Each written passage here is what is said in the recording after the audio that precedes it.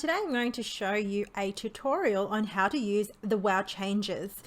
I'm going to play with these changes and show you how I personally add embossing powders and mix them together to enhance my range of current embossing powders that I have in my stash. So this is the changes, and it's a lightning changes range where you can change your texture and the look and the feel of your embossing powders. So we've got three types. We've got a texture that adds a really nice gritty texture that melts beautifully. We've got glisten to make your own embossing glitters, which I'm going to be using today. And then you've got sheen. So that adds like an overall beautiful iridescent sheen to your mix, and it's stunning. I mean, I know it all looks white now, but it just goes clear with texture and it's beautiful. Now, what I decided to do today, now this kit also comes with 3 empty little bottles, containers. So these jars you can mix with your current stash.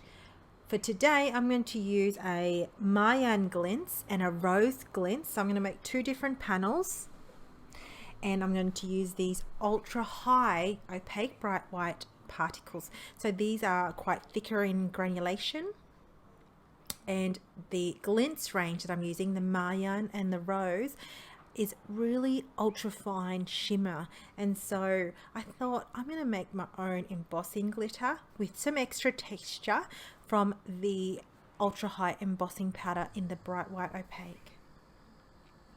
To help scoop this into the jars, I'm going to be using a scoop tool from Tonic, and I'm going to show you the measurements I make in today's card creation panel. So I'm going to do 2 scoops of the embossing of the glisten, and then I'm going to add, this is the Mayan. Now the Mayan has a little bit more of a peachy pink undertone, and I'm going to use 1.5 scoops. I'm not very particular in measurements as such. I work with the scoop. I probably could have made more, but I'm actually okay with what I achieved as the end result. Now I put about 1/3 of a scoop with this. I'm going to place the cap back on, and then I'm going to give it a really, really good shake.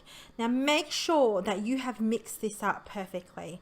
As you can see, I actually didn't make much, but it's actually, this is a perfect amount to cover a whole back panel. So that's what I'm going to do today. Now I'm going to do something really technical here. It's pressing my ink pad over a white cardstock and saturating that card panel with as much embossing ink as possible. I really want this to stick. And the reason why I'm pretty heavy-handed with that is because we do have the ultra high particles. It's a bigger granulation, and I wanted to make sure I was able to capture that and that was able to stick properly onto my panel. Using a paper actually helps me put it back into the panel and funnel it back into the jar, or direct method here that I've used. Now I will pretty much bring that back into view, just in case if there's any excess, it lands on the actual copy paper. And then I'm just slowly making sure it's all over the panel as much as possible. And once I'm happy with that, I'm going to heat set this from underneath. The reason being is because I've got the ultra high particles on there. It will be easily flown away by wind or pressure and any high speed. So I'm going to start off by heat embossing from underneath with the heat setting tool, with my heat set tool on setting 2. This is a wow ultra embossing heat tool here. Struggling with my words. Anyway, so heating back from underneath, making sure my whole panel is done. Once I feel like I've gotten most of the panel, that's when I'll go over the top, from the top view, and just quickly, wave my embossing heat tool just over the top, just to make sure I caught everything and heat set everything I needed to heat set. And there is panel 1. Panel 2, I'm going to use rose, and I added an extra scoop of rose powder on here, and you'll be able to tell the difference on my panels because it added an extra bit of color to my panel. So I think it's a really great way to, you know, kind of indicate you can go as little or as heavy as you like. The more obviously ratio you play with, the more you could lose the actual glisten and embossing powder side of things, or the glitter effect. But it's really going to be up to you. It's here to, you know, for you to have fun and play with. That's what it's there for, and that's what I've certainly done today. Okay, so once you can see the white granules again there. I really love the effect. Now I flipped my heat embossing tool to heat setting 1 because I felt like I really overheated that and I didn't want to ruin it. So just heat setting 1 and then did a quick glaze over, heat over there. And you can see the difference. There's more color, impact of color on the left hand side with the rose because I added that extra bit of powder of the actual embossing glints. And there you go. I love these 2 colors. I'm totally going to be using these 2 colors more often. I love how you can see the ultra high on my cards, and I'm going to be experimenting way more with this. Now here is some die cuts I've cut from Pretty Pink Posh and Uniquely Creative. This is the modern stems. The other one's the bold butterflies, and I've already cut it with the gold foil and white cardstock. I have cut the panels down, and I've also cut white cardstock panels to mat that on, and to mat on a craft top folding card base. Now I've got some sentiments from Alter New.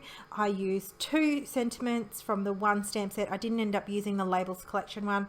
I loved the font and the script of the first stamp set, so I've got an heat set with opaque bright white and gold embossing powder in 2 different sentiments. This one here says sending you warm hugs.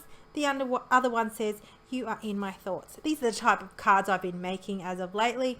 I'm not making as many birthday cards, which I usually do, and usually never have enough in my stash, but I'm going to have to make a couple more, I think, just in case. And I'm just going to make sure I heat set these sentiments through. Once I'm happy with heat setting these sentiments, I'm going to set them aside and start piecing my cards together.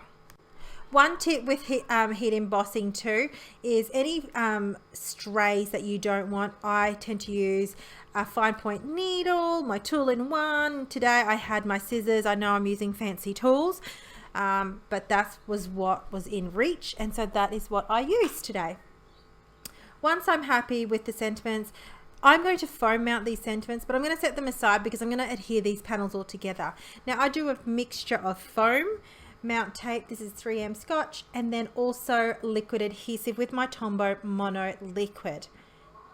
It is one of my ones that I reach to often, but usually because it's always on my table. To adhere anything down like die cuts, if I'm not using liquid adhesive, and for butterflies, I feel like I can get away with some glue dots here, just placed behind the body. And I was pretty happy with that. The center, that will hold. The glue dots are pretty strong hold. And I wanted the wings of the butterfly to remain a little bit more fluttery as well. So then adding with the liquid adhesive to the stems, I'm going to adhere that down